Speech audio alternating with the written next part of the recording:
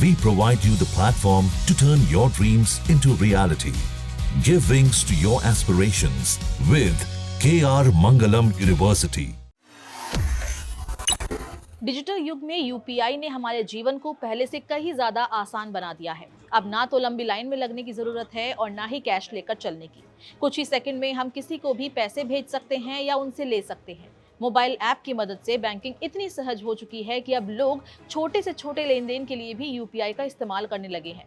लेकिन अब 1 अगस्त से इसमें कुछ जरूरी बदलाव लागू होने जा रहे हैं जिनका असर हर यूजर पर पड़ेगा। अगर आप भी यूपीआई यूजर हैं तो इन नए नियमों को जानना आपके लिए जरूरी है। आइए जानते हैं कौन कौन से बदलाव होने वाले हैं, लेकिन उससे पहले फटाफट खबरों को देखने के लिए आप अपने फोन में दैनिक जागरण ऐप को इंस्टॉल कीजिए। यहाँ आपको सटीक और सही खबरें मिलेंगी। इसी के साथ ही दैनिक जागरण को सब्सक्राइब, लाइक और शेयर भी कीजिए।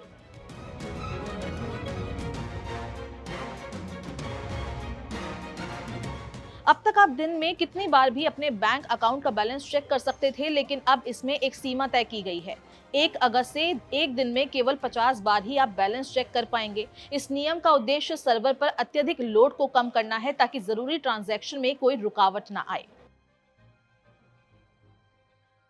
अगर आप एक ही ऐप से बार बार अपने बैंक डिटेल्स देखने के आदी हैं तो अब इस पर भी कंट्रोल रहेगा। किसी भी एक यूपीआई ऐप से अब आप दिन भर में केवल 25 बार ही बैंक अकाउंट की जानकारी देख सकेंगे। इससे न केवल ऐप का सर्वर बेहतर काम करेगा बल्कि फालतू के ट्रैफिक से भी बचा जा सकेगा। आजकल लोग सब्सक्रिप्शन, निवेश, बिजली बिल या अन्य भुगतान के लिए ऑटो पे सुविधा का उपयोग करते हैं। इससे समय पर भुगतान हो जाता है और देर होने की चिंता नहीं रहती। लेकिन अब ये सेवा भी एक निश्चित समय सीमा के लिए काम करेगी, सुबह 10 बजे से पहले और दोपहर 1 बजे से शाम 5 बजे तक। इस दौरान ही आपका ऑटो पे एक्टिव होगा और भुगतान होगा। बाकी समय में ऑटो पे का ट्रांजैक्शन प्रोसेस नहीं किया जाएगा। हर व्यक्ति पेमेंट करने के बाद 1 या 2 बार तो स्टेटस जरूर चेक करता ही होगा, फिर चाहे खुद की सहूलियत के लिए हो या फिर सामने वाले पेमेंट स्टेटस दिखाने के लिए। इस स्टेटस चेक करने पर भी अब एक लिमिट लग गई है।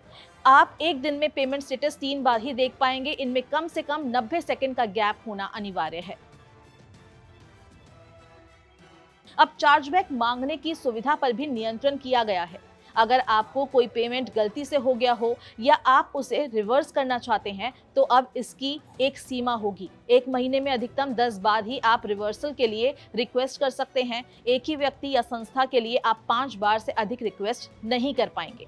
अगर आप यूपीआई का उपयोग करते हैं तो 1 अगस्त से पहले इन बदलावों की जानकारी जरूर रखें और अपने लेन देन की आदतों में थोड़ा बदलाव लाएं। इस वीडियो में बस इतना ही। देश और दुनिया की तमाम अपडेट्स के लिए देखते रहिए दैनिक जागरण।